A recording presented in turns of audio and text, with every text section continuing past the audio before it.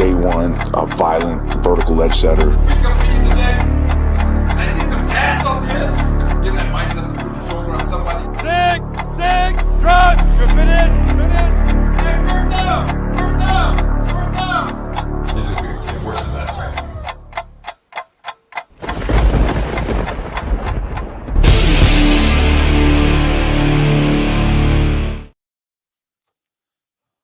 Hello, everybody. Let's talk about some baseball. Welcome to the baseball chat that we have every Tuesday night. I am GreenBean. Welcome to Baseball Tonight. We have some news. Jets Forever would like us to know that Zach, if he got 60 pass attempts, wouldn't throw a bunch of picks, and he would succeed. That's all we need to do is to get Zach 60 pass attempts. That's what we need. All will be well. I wonder why it hasn't happened. I have a sneaking suspicion that Mike LaFleur hates Zach Wilson and he wants to see him fail. Secretly, the Jets organization hates Zach Wilson. They took him with the number 2 overall pick so they can ruin his life. That's what I think is going on. What's up? Hank is here. Jets Mess is here. Ready for the after hours Jets Fest, where baseball probably won't come up. It may. I don't know much about baseball these days. I stopped paying attention in the early 2000s. Maybe 2006, 2004. I probably stopped paying attention. Hawk is here. Jets Mess. Ant Jets. Yeah, man. Eric is here. What's up, Eric? And here we go again. Let's talk some Jets, man. Chris Bailey hopping in with us along with Jets 8:30. That's right. Very big game this Sunday. Jay-Z Jets fan for the first time in a long time. I'm proud. Thank you, Jay-Z Jets fan.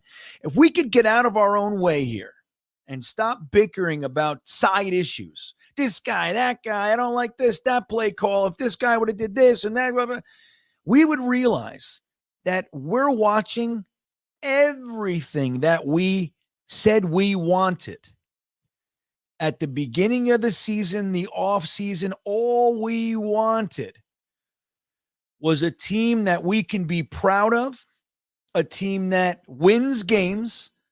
We wanted to be playing meaningful games in December. The truth is, we said meaningful games in November. That's all we wanted. Okay. We said anywhere from 7 to 9 wins and we'd be happy. You had some people saying 10, you had some people saying 6, but the largest portion of us snuggled together right between 7 and 9 wins. And we wanted a team that in the games that we lose, we don't look like a complete laughing stock, like an embarrassment. We have not been an embarrassment once this season. The only game that you could have kind of said that was the Bengals game. And in the second half, the defense clamped down. Flacco couldn't get anything done. But, dude, we're here. Joe Buddha, why does it seem like our offensive defense always takes at least 2 quarters before? You know, it's weird, too. Like, it always seems like it's one or the other. You know what I mean? Like, one comes out and does well. The other one, it's like, it's weird. I don't know. That can be attributed to Saleh. I think the last 2 games in particular, we came out a little slow. But here's the thing. Joe, with the defense came out. Let's be real for a second. The defense came out and gave us 2 consecutive 3-and-outs. 2. That's how they started the game. And one was, 3 plays in, we got an interception, so they had to run on there suddenly, with terrible field position. They were basically starting in field goal range, and they stopped them. And held them to a field goal. That was a free 3 points, man. And when you lose by 5, 3 points is huge. We could have just kicked a field goal at the end there. You know what I mean? So that's the kind of stuff. Like, I don't think we started slow for the defense. I think they started hot. It's just that late first quarter and second quarter, that was the dip for them. Couldn't get off the field. And we saw the Vikings score 17 points in that 1 second quarter, right, man? Let's see who else. Anders is here. What's up, Anders? Bring back Zach, if we look bad offensively, I don't know if that's the case. We had two really good offensive games. I mean, we couldn't punch it in last week, but you go 3 touchdowns, 315 yards in the air, plus a bunch on the ground. And last week we had, I mean, what did we have? We had like almost 500 yards of offense last week, right? That's the thing. It's like we just couldn't get in the end zone. Dude, imagine this, guys. We got in the red zone 6 times. Let's just say we score touchdowns, 4 of those instead of field goals. Dude, it's a blowout. We're talking 34 points, whatever it is. My math, but somewhere in that area, we're talking about 34. If we got, imagine we got touchdowns, all those, it's crazy. Well, it's like, it's a whole different thing. Eddie McGuire's here. What's up, Eddie? It is raining. It's raining here too, buddy. I'm not sure where you are, but it's raining here in Virginia. I'll tell you that. Let's see. GreenBean's here. Hey, GreenBean. Good to see you. Hi, buddy. Let's see. Twisted, I said, is here. Let's see. Okay. Let's see. Kelly McTavish. There we are. It's good to have you guys here. Braden's here. Hello, Braden. It's good to see you, buddy. I love having you guys here, man. This is good, Braden. I love having guys from all over the place. I still can't get past it that we have like an international presence. Braden, I was just 1 week from Monday, so 8 days ago. I was looking over my my stats worldwide. Which countries am I having the most presence? And because then you can organize little strategies and stuff. You know what's number 2? The past 2 months? India. Not the UK, not Ireland, not Germany, where I'm pretty strong. India. Imagine. Yeah, Vafadus. You like that song? That was that's another song by, it's not my old band, but the guy, my guitar player in my band. It's just a groovy little number that he put together. You like it? Let me see. I like this part.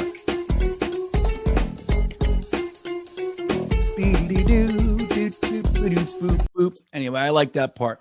Just figured, why not go a little groovy? Let's see who else is here. Jin Pak. What's up, Jin Pak? Edward Ziff is here. Stud City with the 3 abnormally large eggplants. That's nice to see. Hennessy's back. Nice to have you here, Hennessy. Johnny G, Halloween is over. I know. You know what that was? I was going to wear something else. I was going to wear that. You see that? Which I haven't broken out what that guy really is yet. He just sits there and hangs out for now. But he's going to be something. That's a whole thing I have planned for you guys. But I just figured I felt like wearing a mask. So, you know what this guy, does anybody know what this is? It's not the devil mask. It's not like I'm a Satanist. Does anybody know what this is? As we talk about Edward Ziff and Silver Tongue Devil. I was trying to get it so I blew out smoke at the right time, but it didn't work.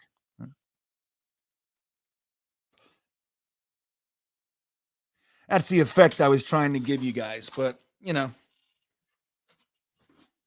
I just can't pull it together all the time. So, but anybody know what that is? Let's see. Joe Buddha's here. Scared the hell out of you. Oh, that's funny. It's a Gary Fisher. It's a green thing. Happy to know all you Jets fans. Right on, Gary. We're a family, and we argue and bicker just like every other damn family out there, right? What's the rumor, M. Morris? What's the rumor? I don't see the front end of that. That's the rumor. I don't know what he's talking about. Matt Bees. Hey, Matt. Good to see you, buddy. I know baseball's boring. Now, let's see. King Lasky, Brees and Bam show will be epic. Aren't you just so sad that the Brees Hall thing ended the way it did? Aren't you? What a terrible thing, man. It really is. It just sucks. And I don't even want to talk about other young players and, whatever, but, it's just, to lose him and AVT, not only in the same year, the same week, like, it's just devastating. Devastating. The fact that we had Bam Morris on the, Bam Knight on the practice squad is amazing. It's amazing, guys. I completely support the signing of James Robinson. Everybody loved that signing. Everybody. Whatever's happening with it is whatever's happening with it. I don't know if this staff really knows how to use him, honestly. I mean, in the red zone, dude, that's what James Robinson does. He's like 100% inside the 5-yard line. You know what I mean? Anytime he's gotten the ball, right? It's some crazy stat like that. He's like never not scored inside the 5, something like that. And we don't give him the damn ball. It's crazy. Like, why do we have this guy? Why do we have him? If we're just going to we're going to give Garrett Wilson the ball and let him try to throw a pass. Like, why? Why are we doing all these crazy motions? And why? Just hand it to James Robinson. It's first down on the 1-yard line. Give it to him 3 times. He's going to get in. That's it. Don't overcomplicate it. Thanks, Ephraim or Ephraim. I'm not sure. I'm not confident on one. I think I was calling you Ephraim, so I'm just going to stick with that. Thank you. I appreciate it. We're getting there, man. We're getting there. I have more to do. I got all kinds of camera angles, and I'm still working on the sound. Like, I'm really on the sound tip right now. I'm trying to get the sound working out. Like, I'm just not happy with it. It sounds good for the most part, but I get all these echoes and weird stuff, and I'm not happy with it. So we'll get there, but I appreciate what you're saying. We're winning 27-10 on Sunday. Woke Hogan, your mouth to God's ears, buddy.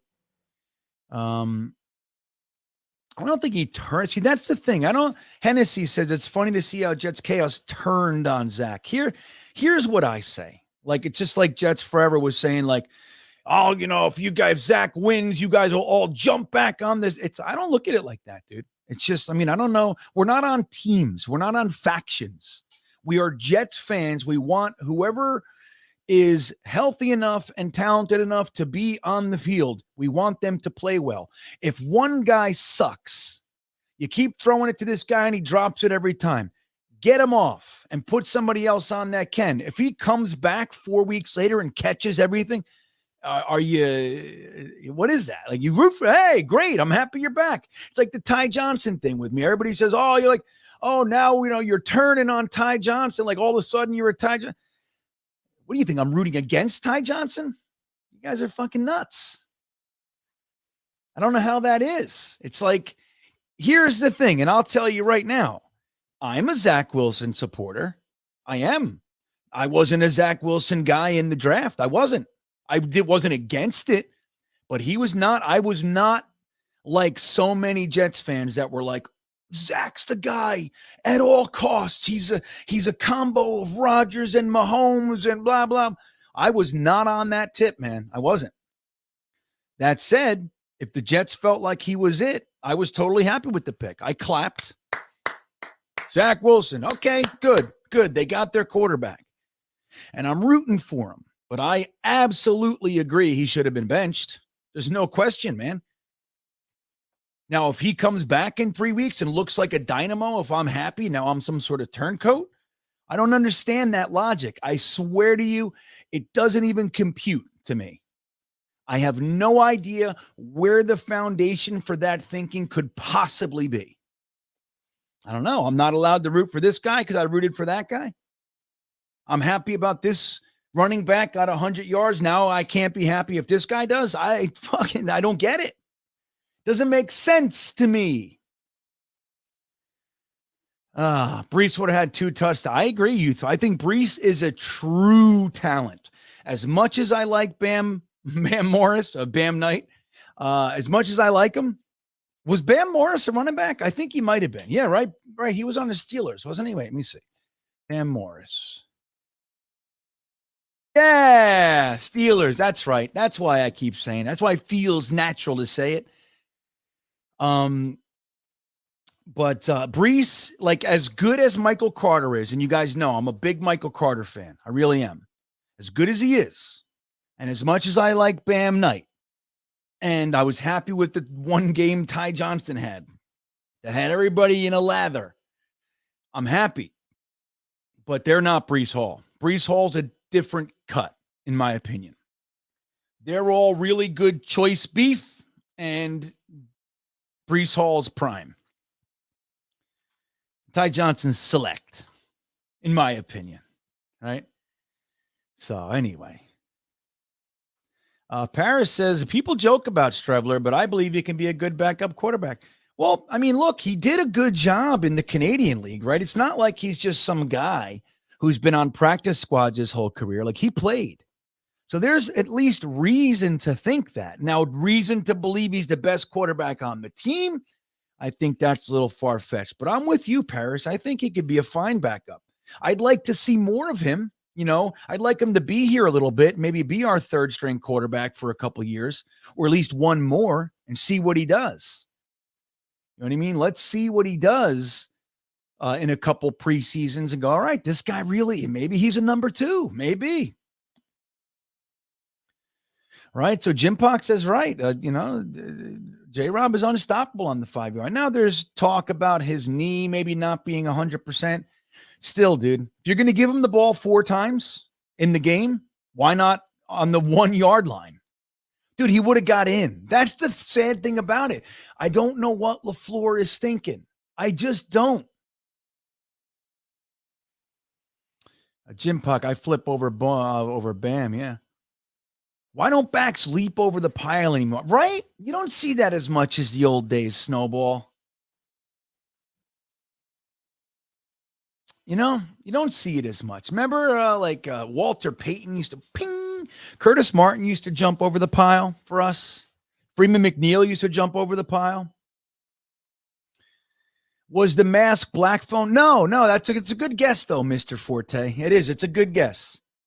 That's actually from the band Ghost. You guys familiar with Ghost? I'll show you. Ghost. Yeah, I'll show you the band just so you can see. If you're not familiar, let's see here.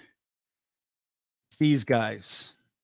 I'll show you real quick. I really did. I've seen this band like 5 times. I really like them. If you guys haven't listened to them, you want to hear one song, see what you like, listen to a song called Elizabeth. I think you'll like it. It's just, I mean, they're so melodic and pretty, and this is Ghost. So now they have this. Well, now they have totally different masks. Now they change it every couple of years. Now they look like this. So these are the Nameless Ghouls. These are the Nameless Ghouls. So we don't know who they are. You never know who they are, and they change their masks all the time. And so, yeah, you could see. Anyway, that's what that mask is, one of these. When I took my son to see him, he wanted one of these masks. So I got it for him. And now I have it. I stole it back. Hawk says, shotgun on running plays in the red zone with no RPO threat makes me punch air in my living room. You and me both, Hawk.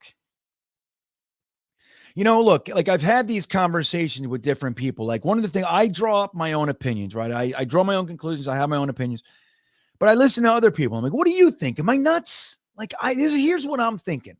Am I nuts? And some people go, well, did you ever think about this? And I go, it's interesting. But generally speaking, taking away even the threat of running on those types of plays, 3rd, 4th, and short, goal to go from the inside the 5. When you take away even the threat of running, you allow the linebackers and safeties to have so much more freedom to assist in other areas. Like, it's like you remove a concern. Now, once in a while, sure, you want to do an empty backfield and, do like maybe a quarterback. Like I was talking to Connor Hughes, he said maybe like a quarterback draw with an empty backfield from the 2-yard line. All right. I like that. Just spread them all out, get them all. You'll get your routes, taking them out.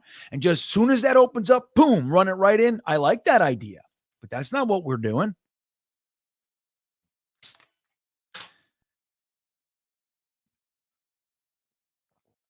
That's funny, Hawk. He's trying to get him traded to the Niners, his real team. That's funny. Let's see. If Joe Buddha's glad he got rid of the purple, pink, whatever you had, looked like you were broadcasting from a strip joint, you think? I liked it. Let me see what it looks like. I like, you know what I like? And then I was doing this, Buddha. You know, this is the thing. I'm trying to add color. And like, you look, I'm working it out, right? You know, so I'm trying to add color. Like, so this was, it's like more blue up front, like a little bit like blue light. And like, I'm trying to fill it out and make it a, you know, because like the green, when it's all green, it's kind of washing out. It's just, I don't know. It feels too much to me, you know? But we'll get it. That's why this is almost like, it's yellow technically, but it's almost like it almost looks just like a white light, you know, like a soft white, you know. That's what it looks like. But white is bad. Like white is too much. Right? It's like screaming. So anyway, I'll figure it out. What about blue, Buddha? What do you think? Blue? Got this blue too. A little bit better. What do you think? Blue? Let's see blue for a little bit. Let's see how Buddha feels about that. I'm figuring it out. You know, you never know where I'll tell you what I do like though, Buddha. I like the idea of different lights for different shows. That I like green for the games. For the live streams for the game, we just go green. Straight up. And then I could dance around. I can mess around, right? Nick says it's all about Bam Night. I think at this point, yeah, man. Right. So Braden and I were on a similar train here. You know, he says he was on the whoever JD wanted train for quarterback. That's the whole thing. I was in the same exact camp. Like I know what I wanted, and I argued with fans for months about it. Was I wanted a trade back. I thought it was a very rare opportunity to just suck up as much capital as you can. And we saw the Dolphins do it. And we saw it.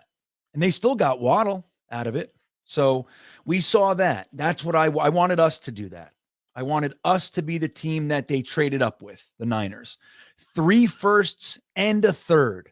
Oh, in addition to the firsts and seconds that we had from Jamal Adams and Sam Darnold and Leo. That was already gone. But, you know, I just thought it was a rare opportunity. And I liked Justin Fields as much as I liked Zach for different reasons, right? They're very, very different.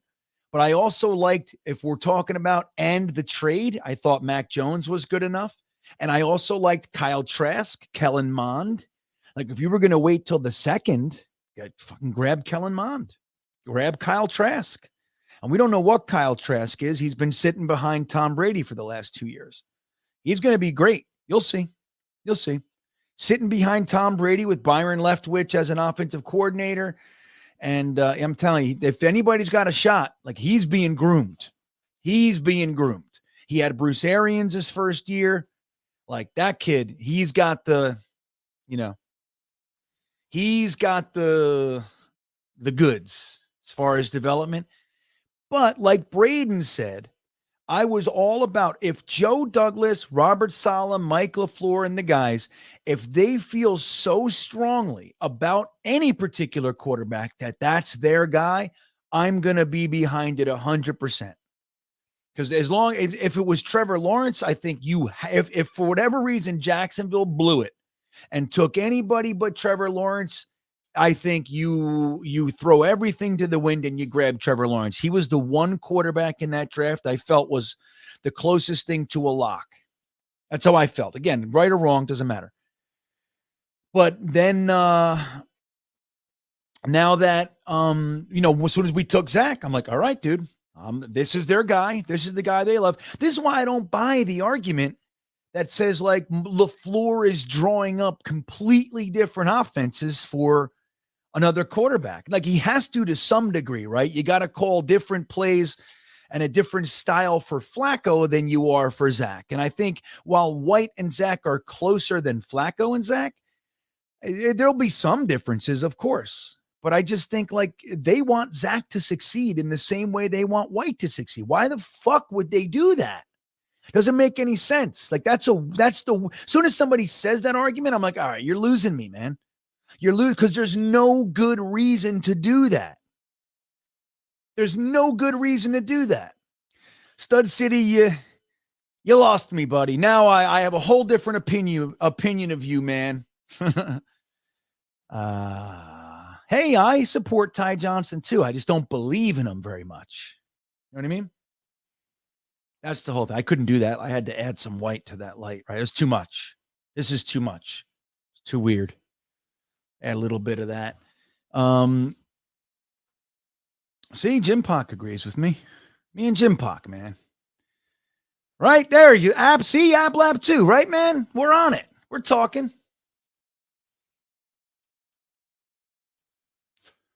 Yeah, Travis. That's it. I want whoever now, that said, Travis, I have to admit, I have not agreed with a lot of their choices, a lot of them. Now, they're going to have to learn things, right? Like they're new, guys. We have to remember they're going to make straight up mistakes. It doesn't mean that they're garbage. It doesn't mean that you fire them because they made a mistake. And one of those mistakes might have been Zach, for all we know.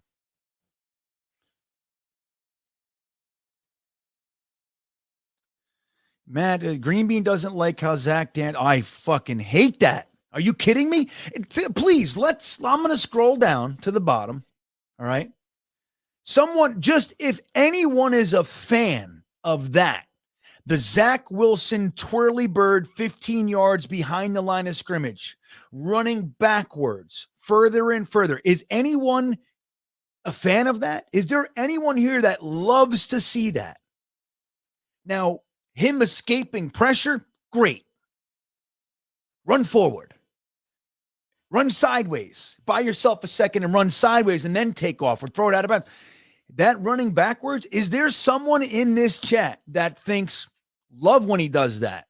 It gives me hope. Please tell me and give me the reason why. I am wide open for your opinion. I will listen.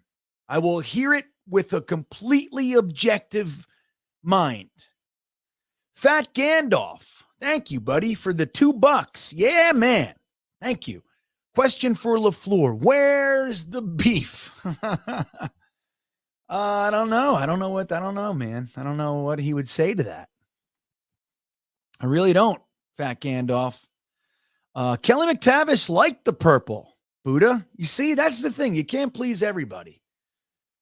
Paris likes it's a strip joint.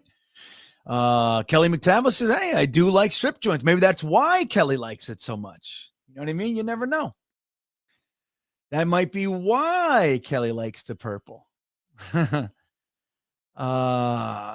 you know what? But he was caught up, but he came back in the game. Jim Pock. He actually played. He finished the game. Like, think about it, dude. Years ago, guys would twist their pinky finger and they'd be out for at least the rest of the game, but usually a few weeks. He's got a finger. Now, Quinnen Williams dislocated his shoulder and only missed one drive. Michael Clemens was carted off and finished the game. Like, that's the difference, man. These guys want to play. It's amazing.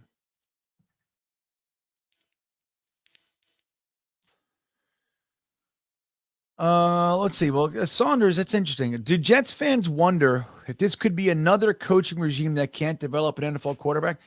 I'll be honest, Saunders, I'm wondering that, or at least at this point. I mean, what are we seeing? You know, Mike White, who was not fully theirs,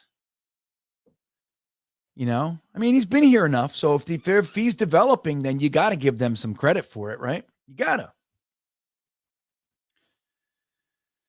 But it does look like they're struggling to develop Zach, and that's a problem. I mean, dude, they brought in an extra quarterback coach last year, and they had Kavanaugh. But again, we cannot overstate how much of an impact the tragic passing of Greg Knapp was. He was the guy. They built the whole offensive mindset around having Greg Knapp. He was responsible for the quarterbacks, and he was the passing game coordinator. Mike LaFleur was going to design the offense and call the plays. Calabrese was going to learn under Greg Knapp. That was the plan. Greg Knapp passes away, and you got Calabrese, a kid that 6 months earlier was a quality control coach. That's what he was. Now, since then, Calabrese has been given the opportunity to to call the plays, run the offense in the Senior Bowl, which is valuable. And they brought in Matt Cavanaugh, who's a very established, well-traveled quarterback coach, offensive coordinator. So he's been around the NFL a long time, but he was retired. They talked him out of retirement for 1 year. And he went back to retirement. So that's the whole thing. I mean, we're kind of at a disadvantage. That's why I didn't love that they so quickly moved away from that. They just said, we want less voices in the room. Well, do the voices in the room know what the fuck they're talking about? How's that? Do they know what they're saying? Do they know how to coach? If not, I'd like more voices, please. Hey, Aunt Gina, good to see you. She loves the Jets rooms too. I know when you come over, if that ever happens, you'll come hang out in here with me. We'll have a good time. I got all my guitars and stuff over there too. We'll fiddle around, We'll hang out. But I appreciate it, Aunt Gina. I'm happy in here too. I like it in here. It's nice. I got my mini split. It can be cool. It can be hot. Whatever I want. Whatever I want. Yeah, well, Eddie says someone mentioned having Clemens as a running back in goal-to-go situations. Think about that, Eddie. Can anybody stop Michael Clemens trying to get 6 inches or 3 feet even? Can you stop Michael Clemens from falling forward for 3 feet? I don't know. I mean, maybe he's terrible at it. Maybe, there's a reason he's a defensive lineman. These guys don't have the best hands. Maybe they can't hold on to the ball. There's all that. But I think like a Quinnen or a Michael Clemens, give him the ball, pound it in. I like that stuff. Scary thing is you don't want to hurt. Like if it was Quinnen, you don't want to get him hurt doing crazy stuff like that. Like you should have a running back that can just do it,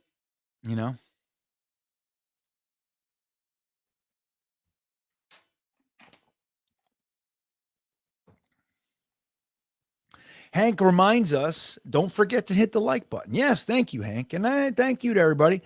If you haven't subscribed to the channel, please do. We kind of slowed down this week. I was cruising toward my goal, and then all of a sudden this week, it just kind of went, ooh, and leveled off. So I need 450 or 540 subs to get to my goal. I have just about 3 weeks to do it. So if I can get 540 subs in 3 weeks, it's going to be great. And we'll see. We'll see how it goes, I hope I can. So if you haven't subscribed, now is a great time. And I appreciate it. You'll help me, So let's see. Aunt Gina's saying hello to everybody. Mess and Ablab and everybody. And Mars says Zach needs Clemens as a bodyguard. Right. Well, remember Samini tried to insinuate that the Jets were drafting him to play offensive tackle. Remember that? Stupid question. He laughed at him. He's like, no. Nobody's ever asked me to play offensive tackle. What are you getting at here? Yeah, Jonathan Troyce says Conklin had a trash game. Tell me about it, man. Tell me about it. It's like, what was that? He had his worst game when he should have had his best game. They clearly wanted to capitalize on the fact that it was his old team. Get him the ball. Let him get on fire and make them pay. But nope, he was garbage. So bad, it looked like he was on the take. Like, what are you doing, dude? Crazy. So let's talk about Elijah Moore. All right. Let's what are your thoughts about the Elijah Moore play? So Elijah Moore, as we know, they've struggled to get him the ball. Joe Flacco did an okay job, got him the ball sometimes, but he was open more than he was getting thrown to. But he complained that he wanted a trade, that, he wasn't going to succeed here, right? We remember that. Big thing on a 3-game win streak, the first 3-game win streak in a decade, or at least since 2015, We get our first win streak going, and Elijah Moore announces publicly he wants a trade. And then he has to be benched. And then he comes in and he plays and he says, I don't have chemistry with Zach. And I don't know. They don't throw the ball. Wah, wah, wah. All this sort of stuff. They phase him back into the game. And he did real nice. 2 catches. We turned one into a 42-yard gain against the Bears. And then he had the touchdown. But then it's like, don't forget, during a couple times, one particular, I think it was Zach's first game back, he just kind of he ran lazy route. Another time he didn't get his feet in when he totally should have. And he did it again. He had ample space. Somebody was telling me, oh, well, his body and dude, no way. No way. He didn't have 6 inches. It wasn't that even though his body was, he had to turn a little bit, dude, you have to be aware no matter where you are. If you have 12 feet, you make sure you get your feet in bounds. And he didn't even try. He just was a full step. He didn't even try to get his second foot in bounds. What do we make of this? What do we make of this? What's the thoughts about Elijah Moore? So Jets 44 says, Moore was open a bunch and still gets no looks. Not getting the second foot down that time was bad, though. He gets looks. He's not open as much as you think he is, though. That's one thing. I watched a few plays. I haven't been able to watch the full game, but there were 2 games ago. What was it? No, what was it? Might have been right before the bye, actually. I forget which game I was watching, and people were saying he was open all day, and he wasn't. He was open at times, but he wasn't open like people are saying he was open. You know what I mean? It was like, I don't know. But I think that it's tough to trust him right now. That's just my feeling. I'm real curious. Jets Forever says Elijah can never get his feet in. He's weak. He's always open, though. Yeah, no. What does it matter if he's open, right? Jets Forever. It's like, somebody told me, well, it couldn't. Somebody said it just like this on my Twitter. I forget who it was. They said, and no disrespect, but they said, maybe it's the backup quarterback. I'm like, I don't understand. If it's a 10-year-old and he throws it to you and you have 3, 4, 5 feet to get your feet in, you get your feet in. I don't give a shit who's throwing it to you. Right? Jet Sonic says he had a braid cramp. I don't think he's dogging it. All right. Well, that's a thought. That's what I would hope. Matt says he doesn't care. Just throw him the ball. What did you think about that, Matt? When you get the ball, look, there's, like Salah said, we have a lot of guys that deserve getting the ball thrown to them. You got Corey Davis. You got Garrett Wilson. You have Denzel Mims. You have the running backs. You have the tight ends. Right? And you have Elijah Moore. Got Berrios. Look, outside of that, dude, let's be real. That drop in the end zone is very uncharacteristic for Berrios. He's not the most talented guy we have, not the fastest, not the biggest, not the strongest, but he is counted among the most reliable. So, he's somebody that you want to get the ball to as well. So you have all these guys. If Elijah gets 3 to 5 looks a game, that's pretty good. He's not Garrett Wilson. I'll tell you that right now. He's not. So it's like, what is it? So when you get the ball, isn't it important to people, if you only get 3 looks a game, isn't it important that they maximize those so they can warrant more? You know what I mean? Jim Puck says, I bet you got about a dozen new subs from Facebook posting replay of your GreenBean show. I don't, Jim Puck, I don't do the Facebook anymore on my show. Have you seen it on Facebook? I don't think I don't put it on Facebook anymore.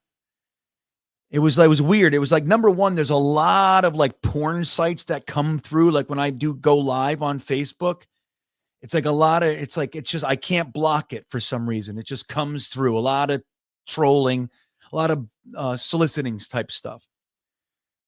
So I just kind of say, it's not worth it. But I wonder if it's still, I don't even know. I don't check Facebook very often, sad to say. I should, but it's hard to manage all these social medias, man. I honestly, I don't, it's weird for a fella like me who just wants to go and chop wood. You know what I mean? Kelly McTavish says Elijah likes Elijah. Too bad he doesn't like being a teammate. Yeah. I mean, that's one of the things that I think is coming out, and whether or not the team feels that way, I don't know. I'm just talking about us, right? Moore not getting his feet down on a perfect throw wasn't a great look. And that's what I think. And then this is weird. You know what? This is disappointing to me. I thought Elijah Moore was had the potential to be amazing, right? And if he's good but nothing special, that's very disappointing. Let's see. Eddie McGuire says, GreenBean, did you see the interview with Mike Westhoff where he met Zach over the summer at practice, showed Zach Marino clip, said he could connect them, and Zach ignored him? Eye-opening. Yeah, I don't know. You know what? You got to wonder, though, Eddie. It's like, how many coaches, who the hell's Mike Westhoff to Zach Wilson? He's probably like, who is this old dude? I don't, you know what I mean? Been retired for 15 years. I don't know. I'm not saying he shouldn't or should, whatever, but, you got to wonder. Mike Westhoff is an interesting guy, and how much are people listening to him these days? You know what I mean? You're showing him here, come here, I want to show you Dan Marino clips. It's like, why? Just leave me alone. Possibly. I don't know.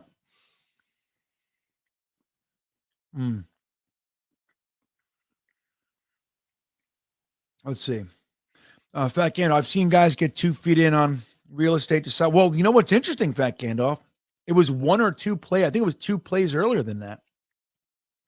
Garrett Wilson got his 2 feet in bounds in what looked like it was impossible. He had this much real estate. He got them both in. He was completely laid out. It was amazing. And then 2 plays later, you got lazy Elijah Moore not even trying. It was really bothersome. Joe Buddha, any good receiver worth his salt can drag their feet. Agreed. Play Berrios. Isn't it? It just sucks that. I mean, it would have sucked for anybody to drop that. But the fact that it was Berrios, it's like, if you had to pick, one receiver, he's the guy in the end zone you want to receive the pass, you could make an argument Berrios is the guy. You got Wilson, obviously. But Berrios is a lock, and he dropped it. Unbelievable. I saw it was him. I was like, yeah! Oh, my God. I couldn't believe it.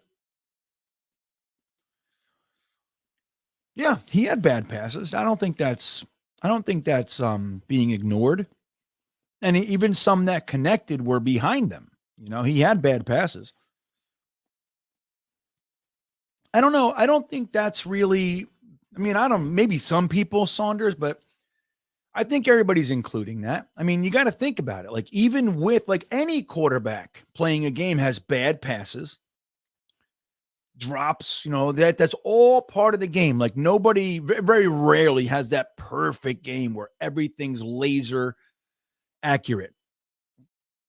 The thing is, I think what people are doing in many respects is they have a formulated opinion and desire, and they're trying really hard to make that the truth. And it's like a person like myself, right? I'm telling you, people say, oh, GreenBean's full of shit, he's dancing. I don't care. I'm just telling you the exact way I feel. I have been concerned about Zach since the 3rd game he was back. All right? That's the truth. Because I gave him a couple weeks to get kind of settled. And outside of the Pittsburgh game, I thought he looked dangerously spotty. I was like, rooting for him, but I was concerned. I got my head chopped off, the whole thing. I don't care. I said I was concerned about him. I'm not psyched. Rooting, I have hope, but I'm not psyched. The last few games, even though Buffalo was good, it was efficient, he threw for 150 yards, man. I didn't love that either. Again, he was mistake-free, and if that's what we get, I'm fine with that. But it was the whole collection together it was just like, I don't know. I was totally like, what's wrong with this guy? What's the matter? Why is he running backwards? Like, why is he leaving the pocket so quickly? Why is he throwing it 5 fucking feet over their head or into the ground? Like, what is it? And we saw it last year too. Now, the end of the year, he was able to get past it, but it's like a lot of the same stuff. So for me, all I want is a guy that can go in there and get the receivers and whoever it is, running backs, tight ends, the ball. I want to see an offense move the ball, stay on the field, give me a fun game, and give me a chance to win. That's all I want. That's it. So if I'm being objective, I cannot possibly argue that Mike White has not looked better than Zach. It's not really a debate. And you can have a million reasons why one looks this way and that. Mike LaFleur hates Zach. And like Jetsfan, give Zach 60 passes. You can't give Zach 60 passes because he doesn't get firsts. You can give him 3 straight dump offs. He misses. At least he has been. Not always, but he has been. So it's like you can have reasons why one is this and one is that, but you cannot possibly argue that Mike White doesn't look better than Zach. I don't even understand it. We have 2 consecutive 300-yard games. Whatever the variables are, Zach has done that once in his life. We've never, or in his NFL career anyway, he's never had 2 consecutive 300-yard games. I mean, we barely have consecutive 200 and change yard games. Hold on. Take a look. All right, so I mean, dude, look, let's just look at this for a second. And I'm going to tell you, I didn't pre-look at this. Obviously, I had an idea, but let's just look real fast. This is Zach Wilson's season. All right, let's take I'm going to make it bigger for you guys. Hold on. This is Zach Wilson's season, okay? So we had the Steelers. He had 250 yards, 1 touchdown, and 2 interceptions. And we all know the 1 interception was because Conklin, it was in his hands. That's fine. But even that's considered his good game this year. 1 touchdown, 250 yards. Then he had 210. So we had 2 consecutive 200-yard games and change. Then he has a 110-yard game. The defense completely mauled the Packers. No touchdowns, no interceptions. I think he ran a touchdown in, though. Maybe that was the game. I don't know why they don't count that, but they should. But then he has 121 yards, no touchdowns, no interceptions. And we all said, oh, but it's the Broncos. Nobody scores. Like every week we have a reason. But this is what we're looking at. Like as somebody said to me, I think it was Hawk in my comments. He said, he talked about Mike White's stats. And he said, look, I'm just saying, I said, that's cherry picking, but he said, that's just the stats. Well, look, these are the stats. This is what we're looking at here. 252, 210, 110, 121. So he had 2 100-yard games. Then he has the big Patriot game, but sad to say, he also threw 3 costly interceptions that really lost the game for us, in my opinion. Then he comes back with an efficient, albeit unspectacular, 154 yards. And then he has a 77 yards. Like, guys, this is what his season is. This is it. He's got 1,200 yards in 1, 2, 3, 4, 5, 6, 7 games. You see it? Mike White comes in, throws for 315 and 369. I don't know what to tell you. Again, I don't care who it is. I really don't. I don't care if it's Mike White or Zach Wilson. I'm just as happy for both. But it's like, I don't know, man. How can we argue this? And we're already talking about if Mike White has a bad game in Buffalo, he needs to be benched. Why? Unless it's atrocious, I don't even think they consider it. And again, that would depend on what Zach's doing behind the scenes, right? How well he's responding. You know what I mean? All that stuff I don't have access to. But, Island 24, thank you for the super chat. He says Mike White has the locker room, but he was the quarterback that threw 2 picks, 0 touchdowns, 55%, and was 1-6 in the red zone. Yet we are so happy it will bite us. Again, okay, so there's the stats. He also ran a touchdown in, so there's that. Again, we don't count that. But then look, let's be real here, Island. The interception was the last play of the game. You know what I mean? He was getting he was about to get sacked. He threw the fucking ball and it got interception. Like, I don't know. Of course it's real. It's a stat. It's there. But, not all stats. It's not like, you guys know me. I tell the story of the stats. Like even the Zach Wilson, 154 yards, even though it's 154 yards, it was a good game. He managed the game well. But that's what we're getting. 370 yards. The fact that he couldn't punch it in, whose fault is that? I don't know. Berrios dropped the last touchdown. We win. You know what I mean? That's what the thing, I don't know. It's but if you just look at it, Island, they're not even comparable. You got 315, 370, and he has the locker room.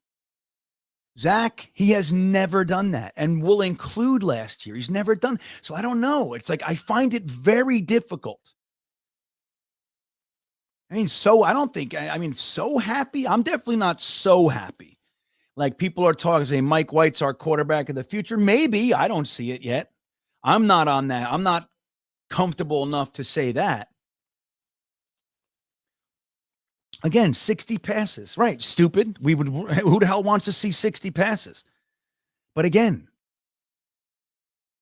Zach can't even get 60 passes, guys, because he doesn't get firsts.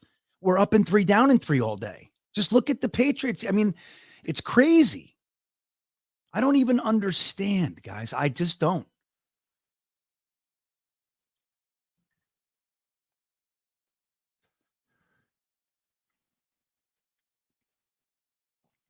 I know. Jay Carell says he's not only looked better than Zach, he's looked better than all but maybe a handful of quarterbacks around the league. And again, yeah, he's throwing 60 times. Nobody wants to see that. But that was once. That was the one time. What was the other game? I don't know how many times he threw. Let's take a look.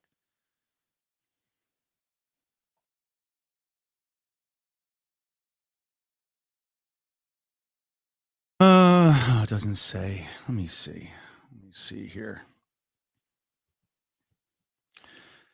So in Chicago, he threw the ball 28 times and he threw for 300, right? You know what I mean?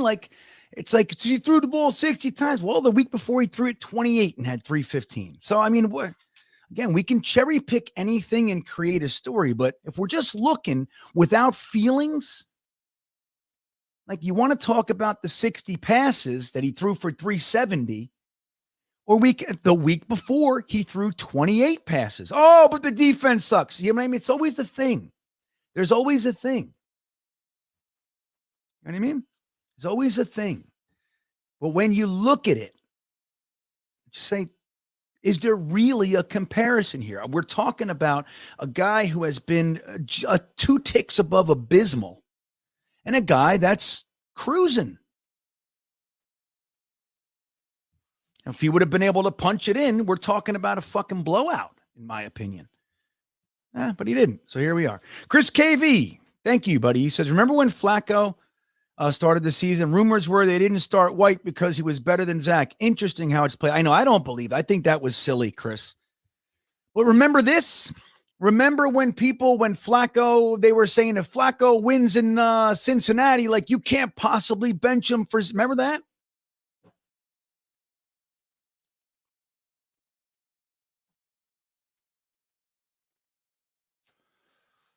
It's crazy. I don't know. This was a silly one. I don't know what that even means. Again, in order for that kind of stuff to be true, we have to be talking about a house completely divided.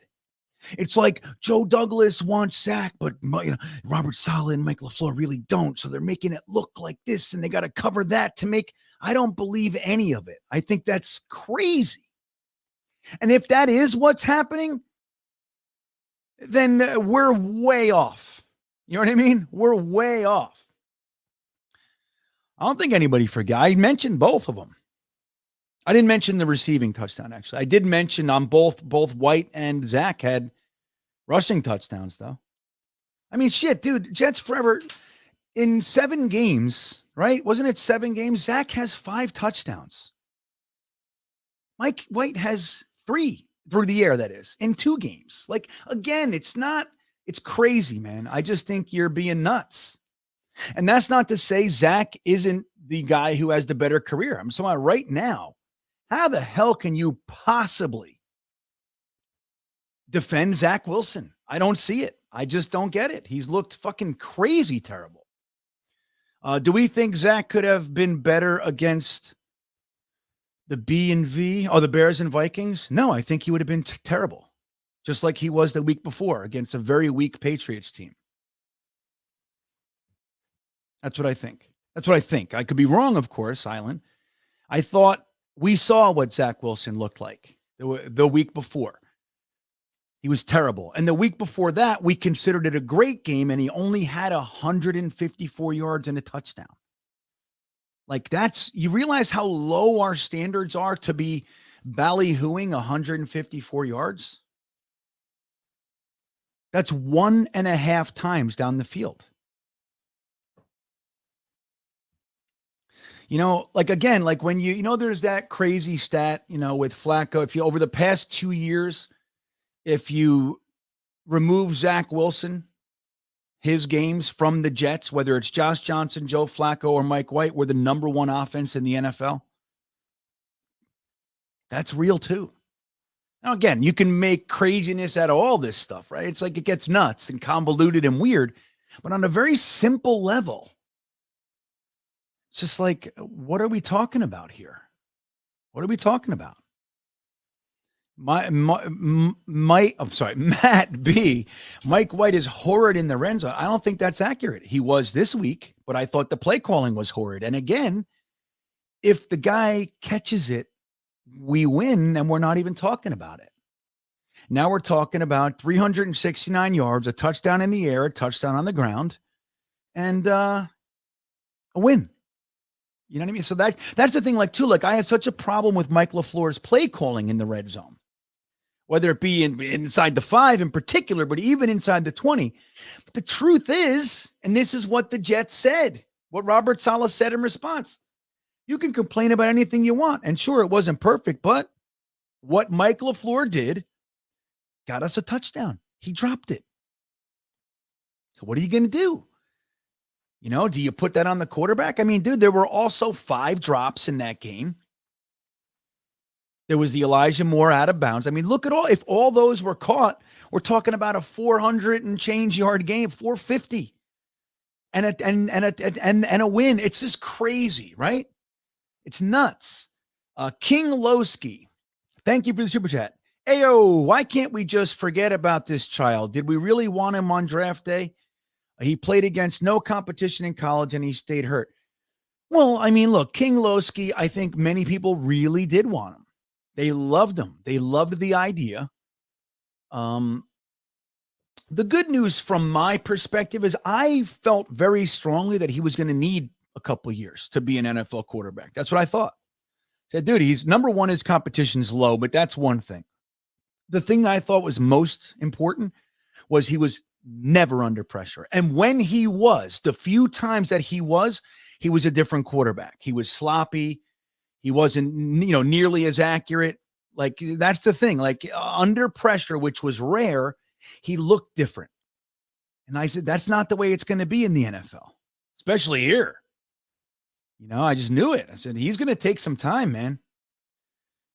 So, but I think a lot of people did want him.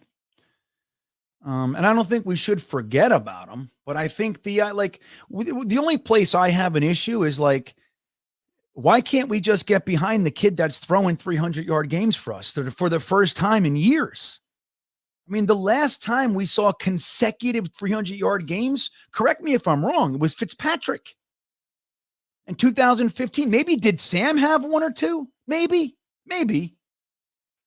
he did. Maybe Sammy had him. I don't know, but it's been a while. I can't remember it. off the top of my head. Like, I don't know why we have to reach so hard and lower our standards. Zach has more wins than Matt, he's played more games, dude. I mean, if you want to, it's like, that's crazy.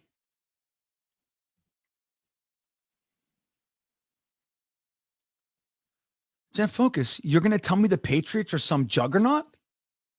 Like the question was, how do I think Zach would have played against the Bears and Vikings? I said the same he played against the Patriots.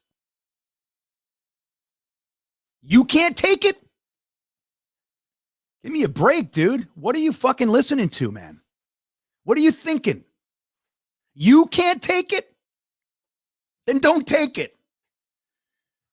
Please, dude, give me a break. Why would Zach somehow have a magical game against the Vikings when he looked like complete trash against the Vikings? And again, the week before threw for 154 yards and we're singing praises. Why is it why? What has he done? I just showed you his stats. He has 100-yard games numerous times. He has more 100-yard games than he does 200-yard games, for God's sakes, or less than 100. Why? Where does it come from that where he's suddenly going to do something? Please. Jet Focus. Oh, my goodness. Sorry, guys. I can't take it. Good. Go somewhere where you and your friends can all agree that, on the same opinion. Please take it somewhere else. I don't know. What happens? Here's more, Jeff. What happens if he throws 4 picks against the Bills? Then we'll talk about it then. We'll say, okay, he had a fucking terrible game. We'll look at why and the whole thing. Yeah. Like, are you hearing that I'm somehow I have a boner for Mike White and I only want Mike White to win? If Mike White sucks, get him out. This is what you're not understanding. You're on some weird side where it's like you don't want the guy that's in there to succeed. You can say all the teams you want. Zach does not throw 300-yard games. He's done it once in his whole career. Mike White has done it 3 out of the 5 starts, and the one he got hurt, and he had 100 yards in one drive or 95 yards, whatever it was. So, like, it's crazy, man. It's really crazy. I am not hooked to one guy, Jet Focus, like you. I am a Jets fan. Whoever's going to give us the best chance to win, that's who I'm in support of. Mike White has thrown 2 consecutive 300-yard games, won one of them, and should have won the other one if the fucking touchdown wasn't dropped. Whatever story you're telling yourself, I have no idea what it even means. So please. Right. Jay Carell. Young Jets fans, thank you, buddy.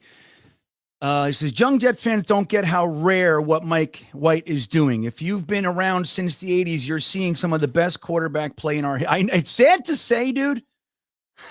Jay, it is. It's sad to say, which is why somebody like myself... Oh, sorry, I got to get this off. I didn't realize I was still sharing. It's somebody like myself who's been around this long. I appreciate it. Even if we lose... Like, shit, this is a competent team. This is a competent team. You heard Ryan, if you were in the Jets talk, the Talking Jets panel earlier, you look at Zach. Let's just look at Garrett Wilson's stats, okay? Let's just look at this.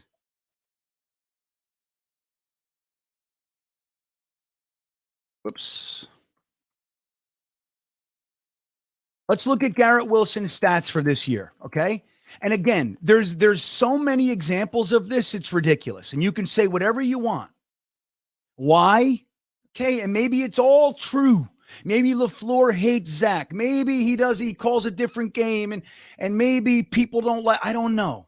Maybe all those things are true. But let's just take a look. The first 3 games was Flacco with Garrett Wilson. So he had 52. That was the first game when they were, for whatever reason, LaFleur thought Lawrence Cager was going to be the best thing since sliced bread. And he got 6 or 7 targets and Garrett Wilson got 2. But he had 4 receptions for 52 yards. Then the next game, he has 8 receptions for 102 and the 2 touchdowns. That was the Cleveland game. Very exciting. The next game, he has 6 receptions for 60 yards. Then Zach comes in. Okay. He has 2 receptions for 41, 3 receptions for 27, 1 reception for 8, 4 receptions for 24. Then he has the one good game, 6 for this was the 355 yard Zach game, right, against the Patriots. So he has 6 for 115, 8 for 92, 2 for 12. Then Mike White comes back in, 95, 162. So 2 out of the 7 games, Garrett Wilson looks decent. When he had this for the first 3 games and missed the last 2 games, he has 257 yards in 2 games. Like, guys, it's not, we're not making it up. Like, again, I don't give 2 shits what the name of the kid walking out there under center is. He could be John Jacob Jingleheimer Schmidt. And I mean this sincerely. If he throws for 300 yards and gives us a legitimate chance to win, I love him. That's it. I don't care. I have no emotional attachment to anybody. I don't care how good looking they are, how tall they are, how small they are, how many moms. I do not care. He could be a church-going Christian who's never kissed a girl till he's married, or he could be having sex with mothers. It doesn't matter to me. Either way, 6'9", 5'4", doesn't matter. 37, 22, doesn't matter. 5th year vet, 5th round pick, 2nd overall pick, 23 years old, doesn't matter to me. When they go on the field, can they be effective? I don't think there's an argument when we look at it through that lens, whatever feelings you have aside. Alien face, right? That's what we agreed on, right? I think so. Alien face. Thank you for the super chat. The Pats once committed to a 6th rounder over a former 1st overall pick, and we all know how that turned out. Don't understand all these Zach cheerleaders. Now, look, in fairness, that's rare, right? It's a rare one. It's rare. But you're right. And Drew Bledsoe, don't forget, the year before, the offseason prior to that season, when they made that commitment, they gave Drew Bledsoe the first ever $100 million contract in NFL history. He was the highest paid player in the league.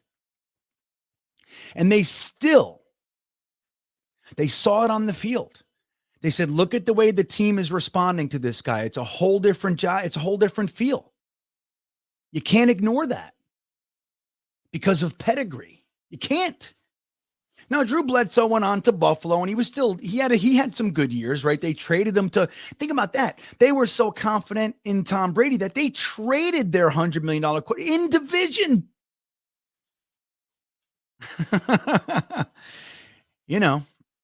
So that's the whole thing. It's just, it's crazy. It's now, again, it's rare. Is that likely to happen? No. But again, with all that aside, just look at the difference in our offense, one to the other. That's all. If you're being objective, you'll see it. If you can't, then you can't. I don't know. I don't know what to tell you. I really don't. Stop making excuses for. Okay. The Pats once, I just read that one. Alien face. Jets forever, we should have blown the Vikings. Yep, I agree, 100%. And we got down there 6 times. When's the last time Zach has done that? I mean, whether or not we got in the end zone, just realistically. Absolutely. In my opinion, we could have and should have blown them out.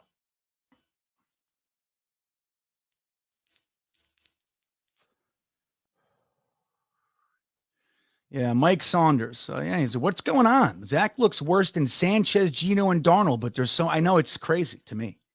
And again, I was rooting for Zach. I have videos out there saying I think he should get the whole season.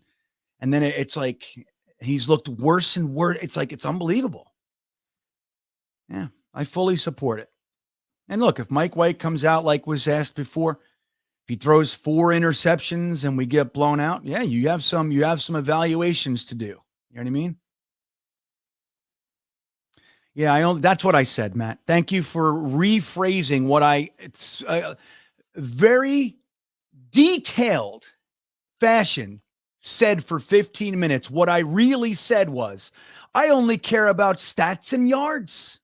No. I care about the effectiveness of the team. If you think winning a game when Zach throws for 110 yards means that Zach won us the game, you're drunk. It means that the team won in spite of him. That's what it means. Okay, I don't know. I don't know what this is anymore. Honestly, I think you guys are fucking out of your minds. Truly, I think you're really losing it. And again, if Mike White sucks this week, which I know you're all rooting for, interestingly enough, and if he looks like shit, I'll be the one right here staying in the exact same spot I'm standing in right now. I only want him to look good, competitive football, and win the game, or at least give us a chance to win the game. If he doesn't do that, then we'll talk about it. I won't be clapping, I'll tell you that. Told you.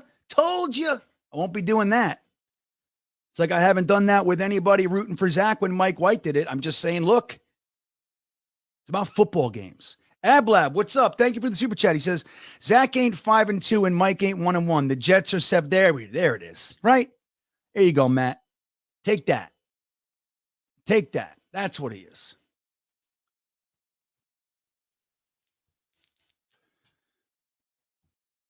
Seven and 4.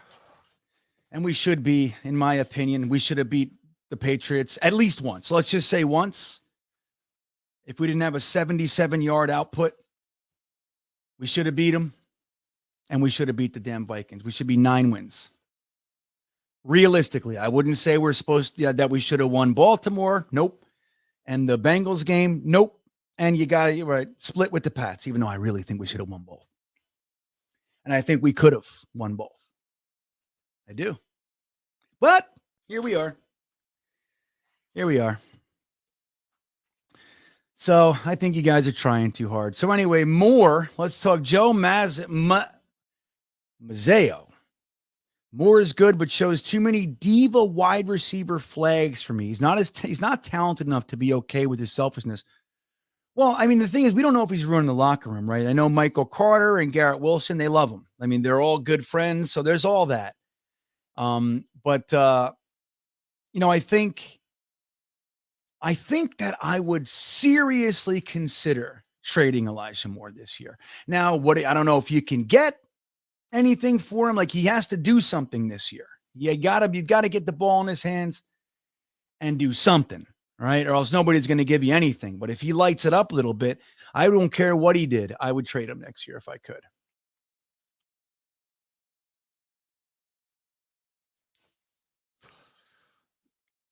It's the optics to ownership. If they sit Zach and go with Mike White and miss the playoffs, I disagree wholeheartedly.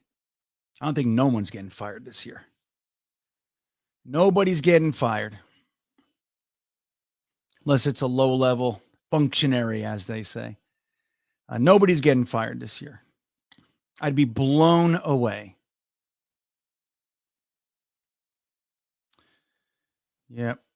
Oh, the JFM penalty, right, man? JFM penalty. There it is. The play calling. Mike LaFleur doesn't like Zach Wilson. That's what it is. Yep. We're going to miss the playoffs with Mike White. I know. Zach would have did it. Zach was clearly on a trajectory to take us to the moon. It's crazy. Socrates Johnson, it's so nice having a wide receiver 1 put up wide receiver 1 numbers. Only have they with Mike White because he can run the offense. Well, isn't it well with Flacco too? And he did have a game with Zach, right? But here's the thing. We've talked about for years, right? Even from like Eric Decker, when we signed Eric Decker, he's not really a number one. And then we got Brandon Marshall, who was a number one for that year. The second year, he really wasn't. But all the receivers that we brought in here over the years, we've never really had since 2010, right? When we had Bray and we had Santonio Holmes and we had Cotchery behind them and Brad Smith and all the guys.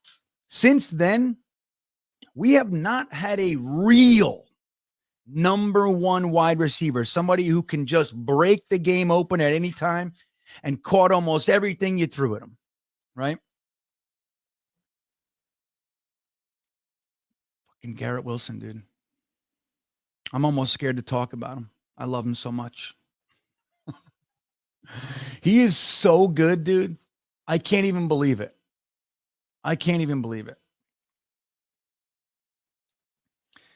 How good he is. And he's going to get, in my opinion, better and better and better.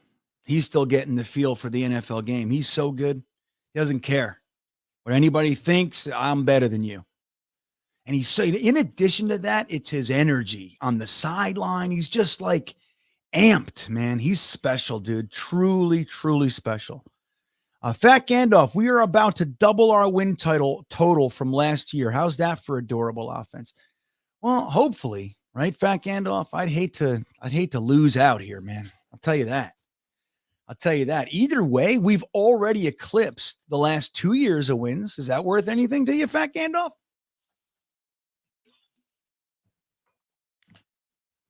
We've already eclipsed it. We have one more game this year than we've won in the last 2 years. And somehow we can't be happy. We can't just ride the guys that we have, allow the guys that are struggling to sit on the sideline, support them. Okay, good. You stay over there. We're going to do this. Develop. We can't do that. We don't know how to do that. We have to fight and say, this guy sucks. This guy should be in. Blah, blah, blah. We have to do all that. We can't just enjoy it. We have to constantly fight. That's what we do, Fat Gandalf. I've been watching a lot of Lord of the Rings. You know what I've been doing, Fat Gandalf? I don't know if you even care, but I listen to Lord of the Rings every night as I go to bed. I do this. I just, like, as I go to sleep. Now, the servant has a claim on the master for service, even service in fear.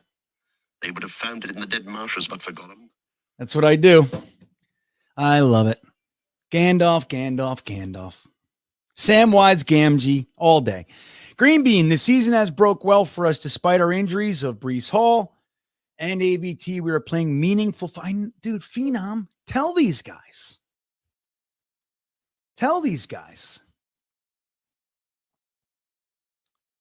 Yeah, see, Matt, this is what I'm not going to deal with you. Okay? I am the least emotionally based Jets fan as far as my opinions go that you will ever meet. You are the one being emotional. Now, my response to you might sound emotional. That's fine. But as far as who I'm rooting for, dude, you got it flipped. You're not going to gaslight me, my friend. Okay? I am totally intact.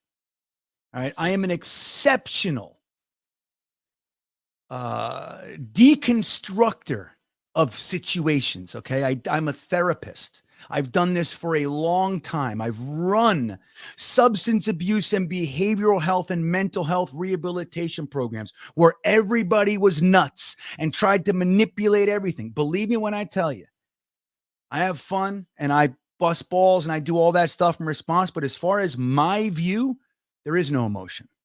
None. Zero. You're the one with the emotions, my friend. Now, you might want to take that and flip it back and look at yourself and go, why am I so stuck on this one thing when my quarterback's throwing for 300 yards for the first time in 10 years? Consecutive 300-yard games. Why am I not happy about that? What is that? What's the matter with me? Am I broken? Am I sad? In my heart? What is it? Why can't I just be happy? Mr. Broadhead, thank you for the super chat. Good to see you, man. He says, they saved Zach's career benching him. He was regressing so badly, if he was going to a place there was no coming back from. I agree. I think the best thing that they could do was bench him. All these guys with the pom-poms, dude, it's like, you don't even know. The worst thing in the world would be to keep him out there. That's how I see it too. I think that's very well put. And look, let me tell you this. When Zach comes back in, if it's against Buffalo, if it's against the game after it, or if it's next year, I'm going to be rooting for him to succeed 100%. Because I don't have an emotional tie to one player over another. I want the Jets to win. And what I really would want is for us to have a general manager, a coaching staff, a quarterback, and large core of the team that's here for more than 2 seasons. That's what I want. I want a regime. I want John Harbaugh. I want John Harbaugh with Joe Flacco for a decade. You know what I mean? That's what I want. I want Ray Lewis and Ed Reed for 15 years. That's what I want. And if that means that you have to take the kid and take him off the frying pan because he's burning up, take him off. See if you can save him. That's what you do. I'm with Broadhead, man. If he stayed out there, he was going to get worse and worse and worse. I think they saved him. It's a good way to put it. I like that.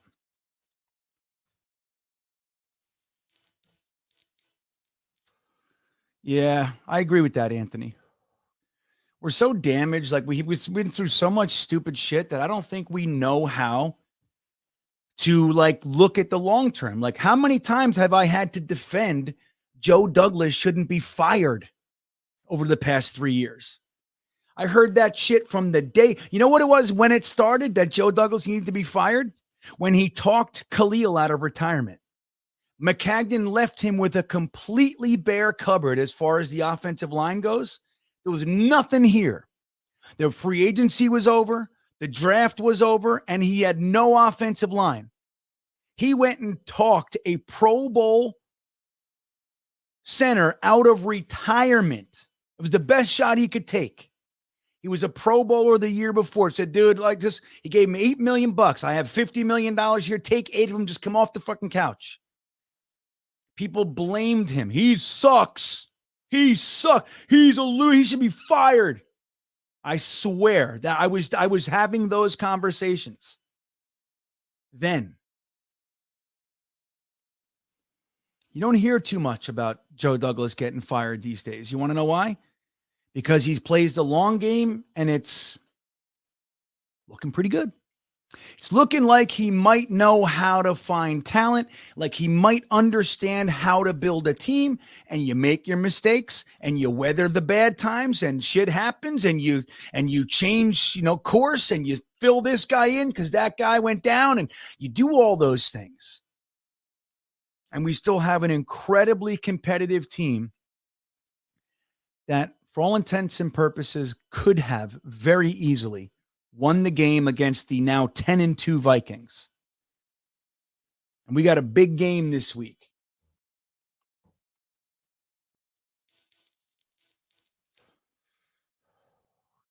Yeah. Well, you know what? Don't forget, though, some guy. At that time, Adam Gase and Joe Douglas were on the same level.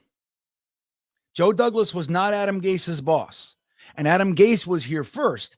And he had Christopher Johnson's ear so deeply that he was able to get McCagnon out of here and the whole thing. Don't forget, Adam Gase was our GM for a couple weeks there, a month or whatever it was. He was the coach and GM and quarterback coach and offensive coordinator and makeup man and janitor and landscape artist.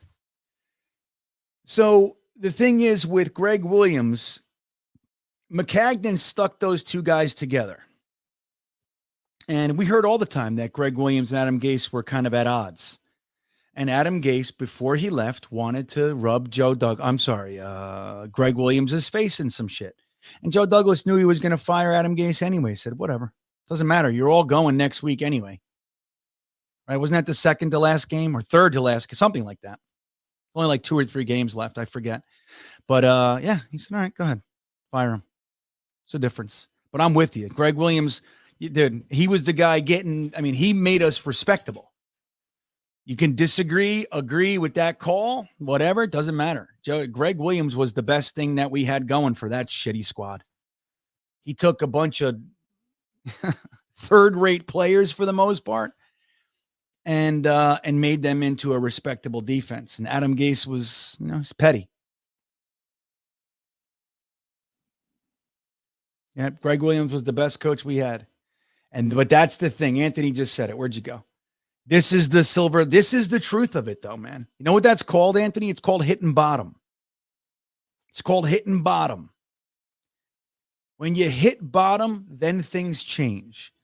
And we were dancing around with 6 wins, 4 wins. We were kind of not at the bottom. We sucked, but we were, And then it's like Adam Gase took us to the bottom. We hit bottom. We were like 0-12. It's bottom. The fact that we squeezed out 2 wins was an atrocity. We should have Trevor Lawrence.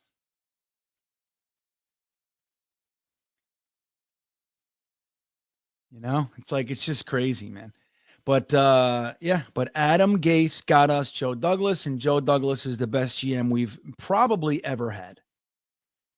He's the first guy since Dick Steinberg that even knows a lick about football. Like Tannenbaum was an accountant. Terry Bradway was a complete screw. He was a scout, but he didn't know how to build a team. He was trading first-round picks for Doug Jolly. Crazy, man. To using a second-round pick on a kicker. That's Terry Bradway. Crazy shit. Stupid. Traded 2 first-round picks to move up to get a defensive tackle in the deepest defensive tackle draft in a decade. He took Dwayne Robertson, and Richard Seymour was sitting there, and he's a Hall of Famer. It's crazy, man. Like, this is the stuff we've had. Idzik was an accountant. Tannenbaum was an accountant. Mike McCagnon was about to get fired from the Texans, and Casserly was his friend and just hired him because Woody said, hey, I need a consultant. And he said, I got you. Dude, he hired the coach before the GM. It was just crazy what we've endured here. What we've endured has been ridiculous. Disaster after disaster. There's no reason why we would have been good all those years. I mean, Rex gave us a shot. Rex was a legit football coach, man. He never should have had his hands in the cookie jar, though. Never should have been choosing who we, signed, didn't sign, pick. Never. But the thing is, we didn't have a football guy. Like, look, Tannenbaum built us some good teams. Trader Mike, he gave us some real excitement. Good shit. But Mangini picked the Revis, David Harris, Mangold, Brickishaw Ferguson, Coleman, all those guys. That was Mangini. When Rex came over, because Tannenbaum doesn't know football, doesn't know player personnel. He gave it to his football guys. Now, he had his input and everything, but there's a stark difference between Mangini Tanny, Rex Tanny. Totally different groups, totally different mindsets. Rex, loved Rex. Very, very good coach. Very exciting. Took that Mangini team and made it great. And they ruined the team. Joe Douglas is the best thing we ever had. You're not saying he was my guy. I know you're not, Brian, because he wasn't. Really? Dude, I don't even think you can compare the two. I don't know. I know I got to stop I got to stop acknowledging your chats, Matt. I think you are being ridiculous at this point. That said, I'm totally behind Zach. If he ever gets back on the field, I'm not convinced he ever will. He's got to really do some changing because running backwards, I've never seen anything like it. I've never seen a quarterback do what Zach Wilson did. I was making videos about it, like, I can't even handle it. I can't take watching this kid. I've never seen another human being play football the way Zach Wilson does. He's crazy. Hopefully John Beck. Somebody said John Beck is here. I didn't see that anywhere, but I would love it. Bring him in, dude. Let him sit. Let him sit there. See, again, Matt, this is the last one I honor with you. You are lost. Lost. You have no idea what you're talking about. None. That's the last one. Green is going to be so upset when, see, that's the thing. You're wrong, Hawk. This is, I think all you guys, number one, you're either just trolling, because I try to like honor you guys and give you guys a voice. I try to do that. But if you're just busting my balls, I'm going to stop. I try to give you guys that. Like I see comments, even if you disagree with me. Not everybody does that. I put up comments that are disagreeing with me. But if you're just busting my balls, how much more clearly can I say it to you? How much more clearly can I say it to you?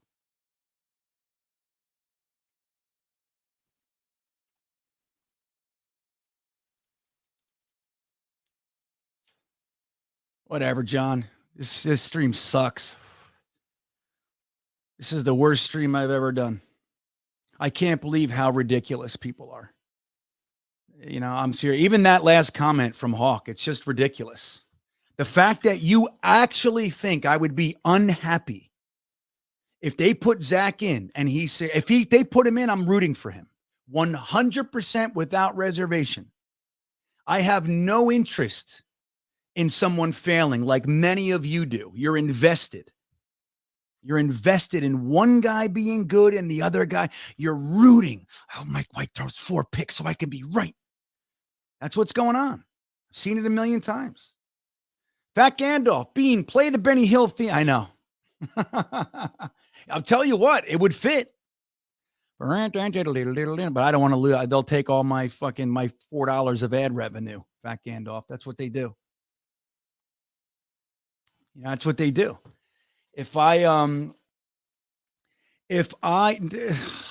This Matt guy, Matt, can I ask you a question? How old are you? Seriously, without lying to us. How old are you? 14? Or are you 95? One of the two has to be right. But Matt, I'm asking you seriously. How old are you? I'd love to know. I'll tell you, I'll be 50 in a week. 50 years old. You guys are going to give me a fucking heart attack. I give you way too much credit. That's what I'm starting to realize. I give you guys entirely too much credit. Many of you, not all of you, of course. How old is Matt? Matt B. How old are you? Let's see if he tells us. He won't.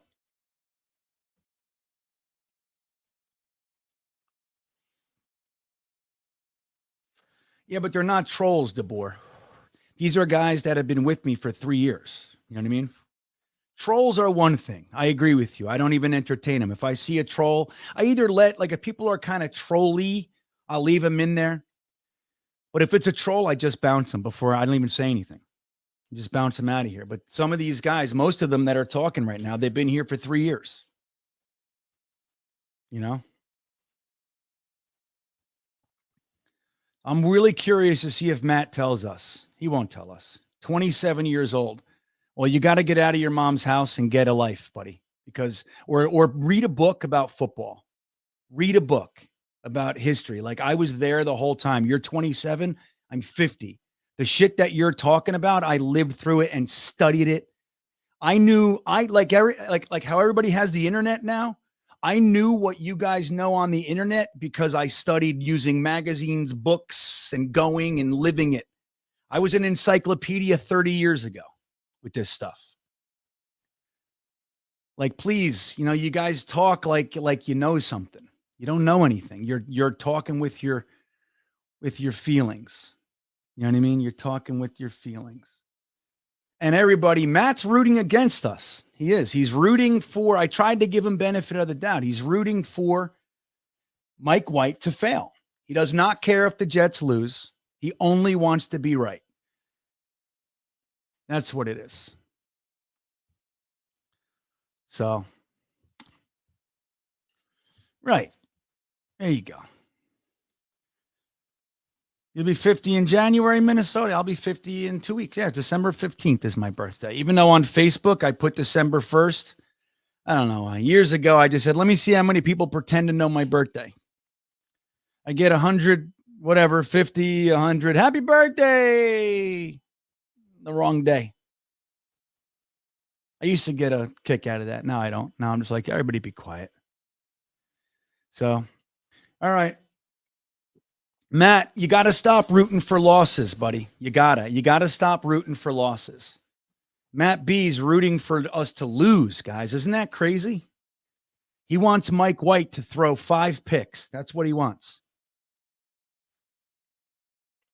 He would rather Mike White throw 5 picks and the Jets lose just to have a chance at Zach Wilson to come in so he can have another chance to be right. He would rather that than Mike White go out there, throw another 300-yard game and put us in a position to win or lose. That's what he wants, Matt B. Jets forever, too. We've seen it. We know. We got your number.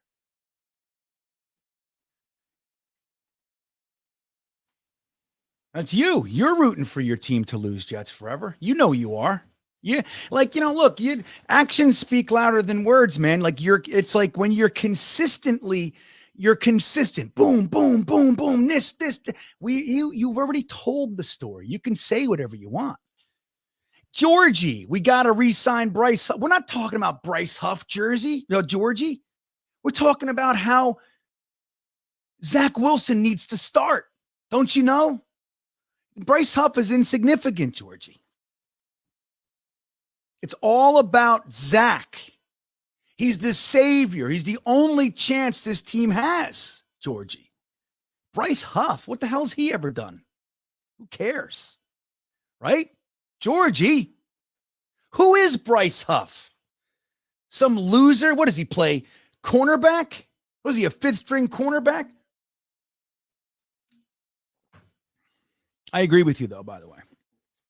It's going to be interesting because Bryce Huff is actually what could be called a situational pass rusher, right? He's not an every down player. At least the Jets don't view him that way. So we don't know. Maybe he's really good against the run and they're just not using him that way. I don't know. But you got to look. Are the Jets going to give him the money that he needs in order to stay here? If they just view him as a situational pass rusher and they want to give him 7.5, and then the Seattle Seahawks or the Arizona Cardinals say, dude, I want this guy. I'll give you 15. I'll give you 13.5. We'll lose him. Bryce Huff is an undrafted free agent. Worked his ass off, and he's very, very good, very effective. If he has the opportunity to get a payday from undrafted free agent out of Memphis, he's taking it. I'm going to tell you right now, we'll lose him. There's no hometown this or that. I want to play for Robert Saleh. Bet your ass on it, Georgie. I'm with you. I would love to keep Bryce Huff. I don't know if they're going to be able to. We got to sign Quinnen. What about Quan Alexander? We got to do the CJ Mosley thing. Oh, we got to sign Aaron Rodgers because Zach Wilson sucks. I don't know. I'm with you though, bud. I think Quinnen is definitely the priority, but I want Huff. I want Huff here. Joe Douglas loves Huff. Let's see. Wild Wave. Thank you for the super chat. He says, that's facts. I've never seen a fan base that hate their own player the way we do. They would rather be right and see the team lose than see. I could not agree more, Wild Wave. You're nailing it. And we're seeing it all in this place. The fact that Matt B has said nothing except Zach Wilson stuff the entire last 3 weeks that Mike White has been throwing for 300 yards plus, winning, giving us a chance to win. We almost won that game if Berrios didn't drop it. The fact that all through that, all he's talked about was Zach Wilson shows you. He doesn't want Jets wins. He thinks he's a diehard fan. He's really a Zach Wilson homer, and that's all he wants. And listen, Matt, this is for you, and it agrees with Wild Wave. Kev Chada's nailing it. Thank you, Wild Wave. I could not agree more, buddy. No quarterback that blames the wind, says he gets bored throwing the ball away, deserved to keep his job. So when you said that, I went, it's windy as hell out there. Ooh.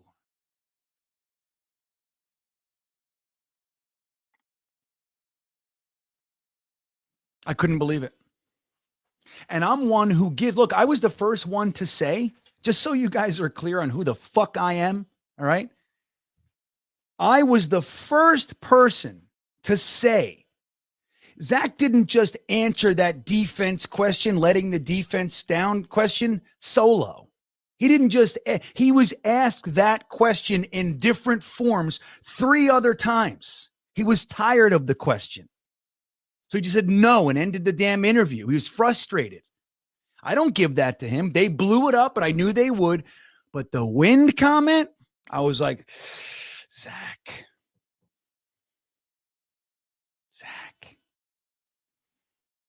You can't do that, buddy. Because the quarterback opposite you threw for 250 and a couple touchdowns, whatever it was, and he's supposed to suck. Can't do that. How did you feel about that, Matt? Jets Forever. What did you think of that comment with the wind? I'd like to hear what Jets Forever thought about that, or Matt. What did you guys think? Or the other guy, Jet Nut, whatever the hell he was called. The guy who couldn't take it anymore. Matt, what'd you think of the wind comment? Did that make you feel good? Like that's the guy I want to hitch my cart to? Because I literally, physically, I had a physical reaction. I went, that's what I did. Oh, damn it. It's like when Sanchez posed for GQ. Do you even remember that, Matt? We 15, maybe 14. Sanchez posed for GQ and Aaron Rodgers made fun of him. And everybody around the NFL, they put it everywhere. It was all over NFL Today and Good Morning This. And they collectively, the NFL laughed at Mark Sanchez. Maybe you should stop throwing interceptions was the conversation they were having. Maybe you should focus on football instead of being the quarterback with the most turnovers, a guy who can barely break 200 yards a game. A guy that your coaching staff had to make a color-coded wristband so you didn't get confused. A guy that they had to bring in Joe Girardi, the manager of the goddamn Yankees, to teach you how to slide because you're a quarterback in the NFL and you don't know how to slide. But there you are on GQ. I went like this. Damn it. Why? Then he's rubbing boogers on his backup quarterback and he's sneaking hot dogs. And dude, I'm sick of it. And that's the thing. If Zach Wilson can play football, play football. If you can't, fuck off. That's how I see it, Matt. And if you want to hang around and dance around with him I've already been through Ken O'Brien. Who else? Browning Nagel, Boomer Esiason, Bubby Brister, Frank Reich, Neil O'Donnell. You know what I mean? We've done this before. You're new. You're fresh out of the box. You want to give guys more rope than they deserve. Fine. Sam Darnold, Geno Smith, Mark Sanchez, Zach Wilson. I'm not saying I'm done with them. I'm just saying benching, hell yeah. That's what you should have did. And the fact that the guy replacing you threw for 300 yards with the same team is embarrassing. He should be embarrassed. That's what he should be. And it happened last year too. Don't forget. Zach Wilson was throwing for 100 yards a game.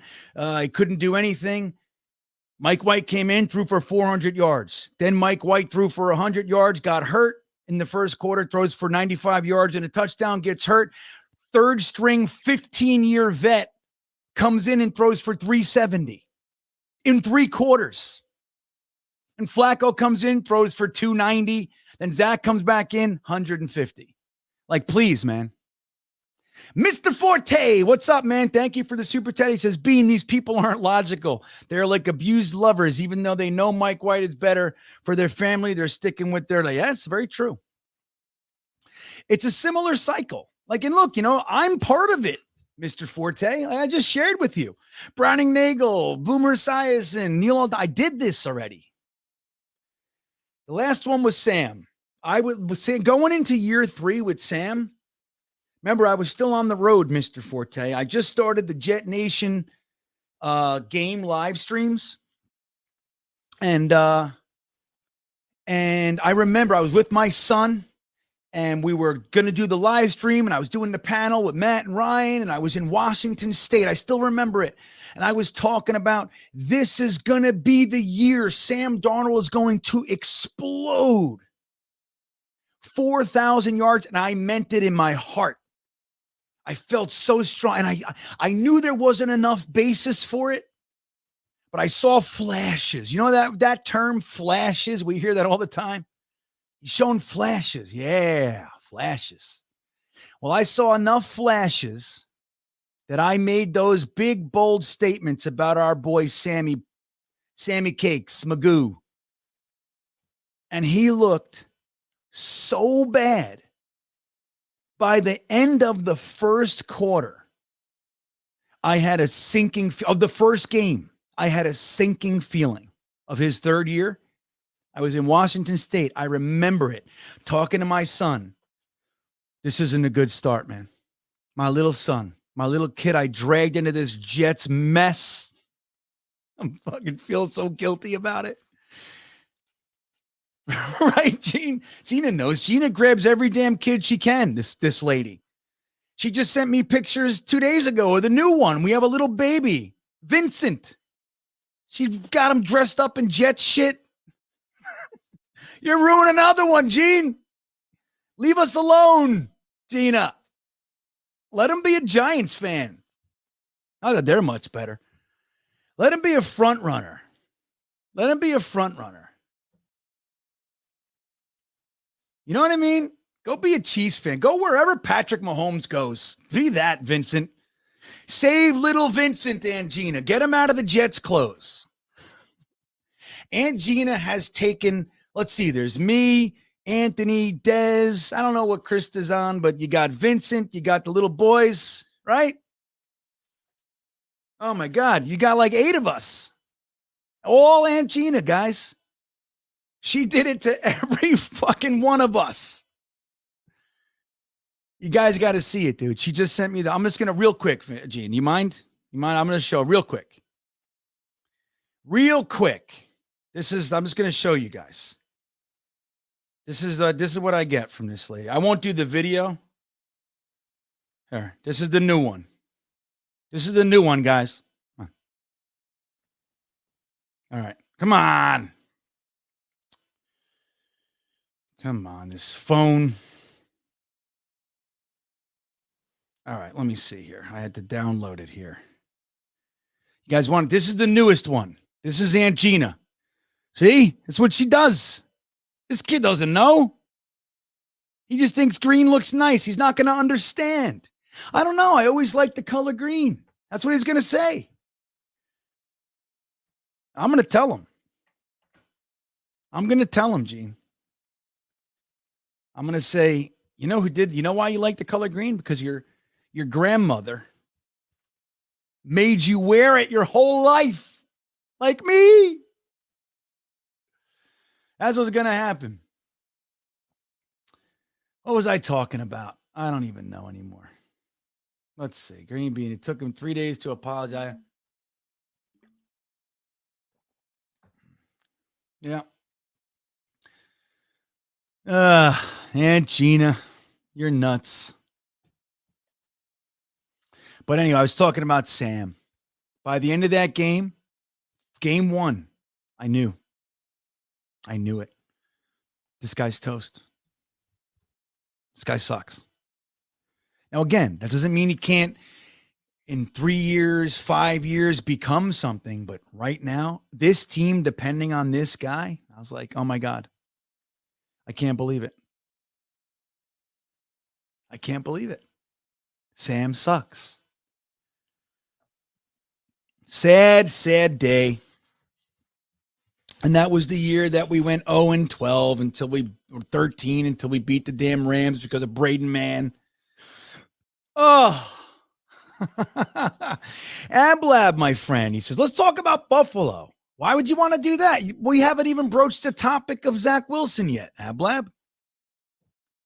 Are you saying you don't want to talk about Zach? For shame. For shame. Let me ask you this, Ablab. Realistically, emotions aside, we're going into Buffalo. They got all the drunk fans that smash through tables and they jump off of vans and they miss the table and crack their skull. And everybody goes, yeah. They tape them up and bring them in the game. Do you think realistically this team, its current incarnation, is going to go in there and beat them? Now, we beat them before, right? There's a lot there. There's a lot going on. But we beat them. I don't want to hear any bullshit. Oh, this happened, that happened. This guy wasn't there. Yeah, we all had people that weren't there.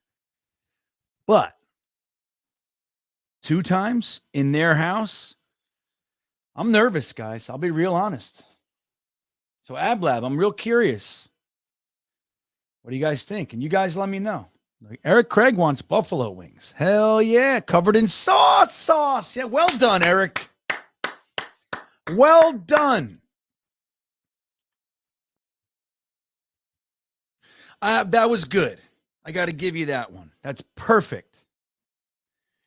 Buffalo wings covered in sauce.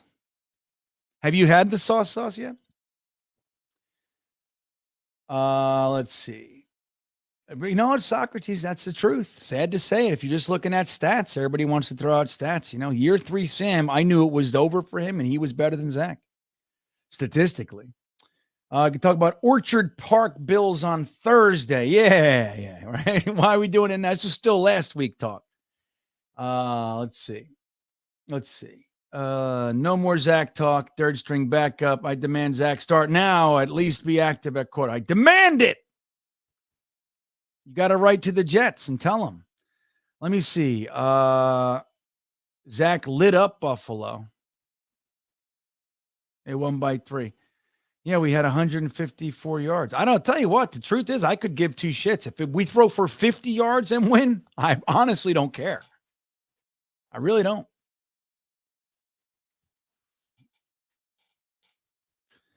Let's see what else we have. I just like how you guys adopted my Zachy poo. That's what makes me happy.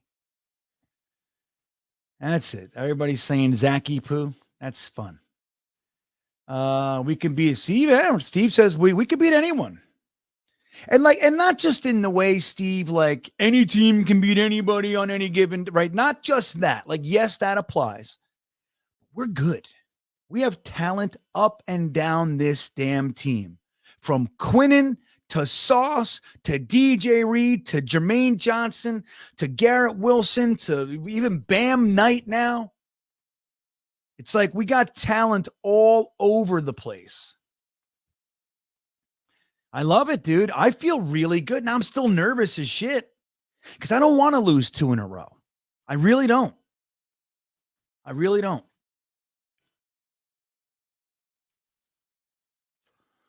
This is how you know somebody's a drug addict. This comment right here. When you want to know what addiction looks like, everybody thinks it's a needle or it's an empty bottle of scotch or a paper bag. It's this right there. That's drug addiction, everybody. That's alcoholism. Alien Face, thank you. He says, Mike White going to get redemption versus the Bills for last year. Oh, it's right. Because look, it's going to go one way or the other, right, man? Either they're going to have his number or he's going to say, you know what? I'm going to make you bastards pay. I'm with you, Alien Face. I think it's going to be good. Joe Buddha says 31-27 Jets. Holy shit. 31-27. I don't know if I can handle it, Joe Buddha. That's too much. I want 7-6. That's what I want. Nice and calm. I want anybody getting past the 40-yard line. Stay in the middle of the field. You 10 yards, stop it, you punt, they go. That's what I want them. 40-yard lines, stay there. I don't want to deal with it. I want to be calm and happy. I want Zerline to kick a 65-yarder, and that's it. That's all we do. Get at. I can't handle it. 31-27. That'd be fun. Tammy, do I think 10-7? I do think 10-7 gets us in the playoffs. No, I don't know yet, but I think like the Chargers are going to keep losing. I mean, maybe not every game, but they're struggling, man. They don't look good. And the Patriots are going to struggle. So there's that. Then you got, like Miami they're hovering, but they're a good team. I really believe it's like everybody's saying. I think it's just the way the gods work, where it's going to come down to us in Miami, week 17. And if history tells us anything, it's going to be bad. But I'm not believing. I think we're turning corners this year. We ended all sorts of droughts, all sorts of ugly stats. If Mike White wins out, I think you got to have an honest discussion about him being your quarterback. Now, I think that's unlikely, but I'd be all happy about that, DJ. I would. I'd be psyched. There he is, Ablab. He says, I believe it will be one of our shining moments on Sunday when we beat them. We match up with them great. Dude, Ablab, let me just tell you. In here, I need you to know this. I think I'm feeling the same thing too. Now, it's a weird feeling, and I'm nervous about it. I'm nervous to even have that feeling. But I feel like it's going to be too. I feel like it's going to be a war. And our team is going to show their mettle. That's what I think. And we're going to come out on top. And we're going to beat them. That's what I think. And then like Jay says, and we're going to be even better next year. When we add when we bring in 6 new offensive tackles. You know what I mean? We're going to have 3 deep starters. Pay them all. Who cares?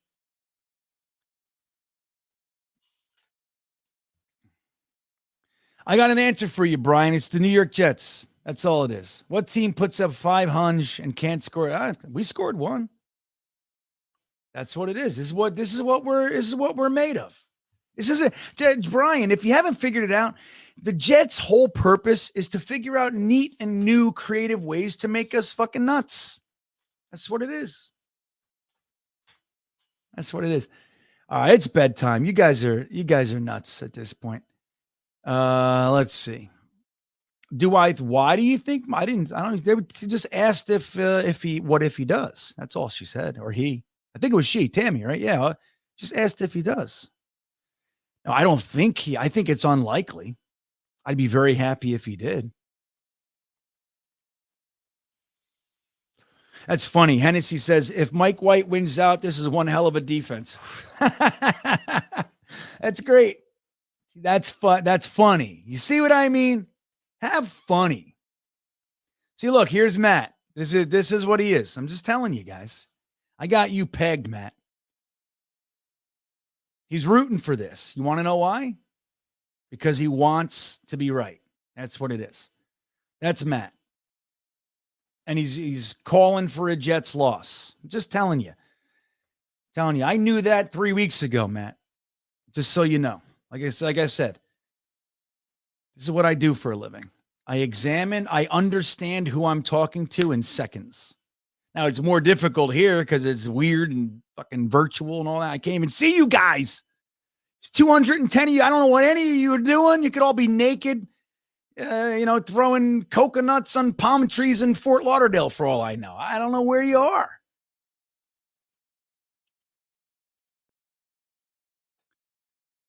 I don't know what you guys are doing. I know what Aunt Gina's doing. She's making cereal right now. Gene, you making cereal? Honey bunches of oats? The White fans also want to be right. No, I don't think White has the fans in the same. I think the people that are supporting Mike White right now, and I'm one of them. I want you to know that. I can support Mike White and still root for Zach to come around the mountain. You do know that those are not mutually exclusive. I'm not sure if everybody knows that, Omar, but you can. But I think most of the Mike White people are only existing because Zach has looked so abysmal And Mike White has thrown for over 300 yards 2 consecutive times, almost 400. If 2 of those drops don't happen, he's over 400 again. And he gave us the chance to win. Like, I think that's all it is. And I don't think anybody wants to be right as much as, like, this guy clearly gives us the best chance to win right now. And maybe Zach comes back. The 2 weeks, 3 weeks was really good for him, and he's fresh and he lights it up. Great. But again, I think the Mike White people only exist because Zach looks like such shit. It's the truth, man. He's looked so bad. He's embarrassing, man. I don't know how anybody couldn't be embarrassed. See, this is it. I hate how teammates are wearing Mike White's shirt. He should ban it because it makes, I don't know, Matt, that's the last comment I ever put up from you. It's just clear who you are. All right, Mr. Terrible. Let's see what Mr. Terrible has to say. I could use some Mr. Terrible. Let's see what he says. I have no idea what he's going to talk about. If White loses to Buffalo, we have to put Zach in to see if he can be the man. I don't know. Do you agree? I don't know. I don't think that's right. I think picks, like that kind of a game, 4 picks, 3 picks, whatever. Then you got to have it. If he loses, I don't think so. Depends. Only a Sith speaks in absolutes, Mr. Terrible. You know what I mean? Let's see. One last thing. And Hennessy says Matt's last con labor. Yeah, I know. It's very similar. Hennessy, do you remember when the Denver fan was yelling when who was it? DJ Reed flattened Jerry Jeudy, I think it was, and he goes, "That's excessive tackling. Where's the penalty?" It's the same mindset. It's exactly the same. Excessive tackling. You know? Right, here's this. Anthony, I'm closing on this. Trust Joe Douglas and Robert and the coaching staff already, please. Just trust them. Let's see what they're doing.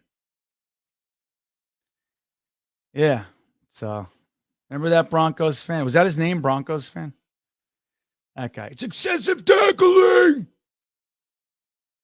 Ah! You can't wear shirts. Salo should ban it because it makes someone feel bad. Feeling.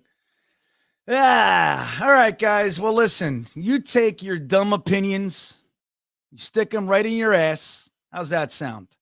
All of you. Except Aunt Gina, of course, and Ablab, and maybe Aunt Jets. But all you other bastards,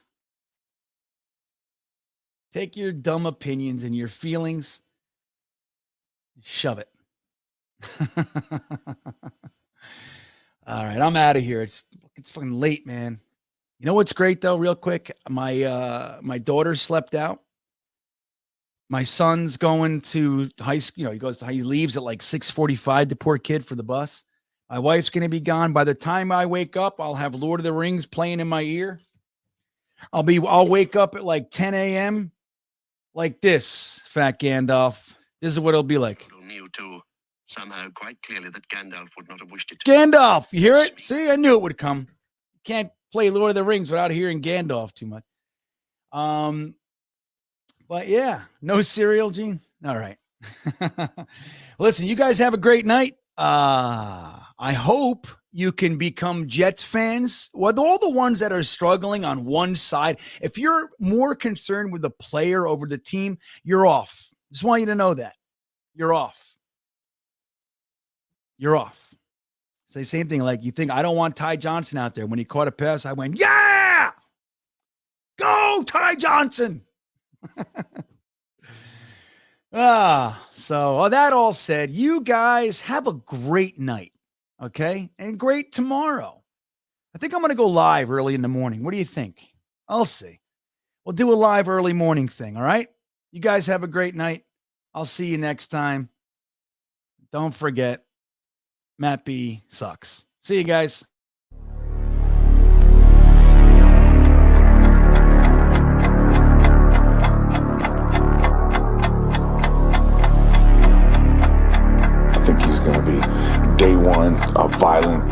edge setter. We competing today. I see some gas on this. Get that mindset to put your shoulder on somebody. Dig, truck, you're finished. Hey, first down. These are weird. Get worse than that, sir.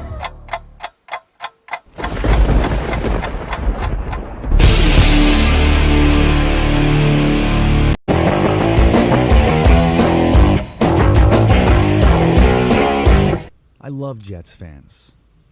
You name one other organization that deals with the shit that we deal with and is still this passionate. Sure, you got the little segments, the dog pound.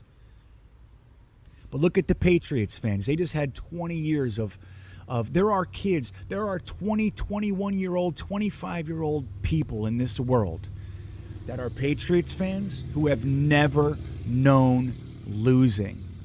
Never in their entire lifetime. They were born into this Belichick-Brady thing, and they have consistently won. They've won 6 Super Bowls. They've been to 9 or whatever it is. And then when they didn't get in there, they were the AFC Championship game or the semifinals or whatever. And what happens the year that Tom Brady leaves? Dude, you have droves of people leaving the Patriots. These are diehard Pats fans. This is what they have. Diehard Pats fans going to be Tampa Bay Buccaneers fans. Why? Because I'm a fucking fan of Tom Brady. Bullshit. What is that?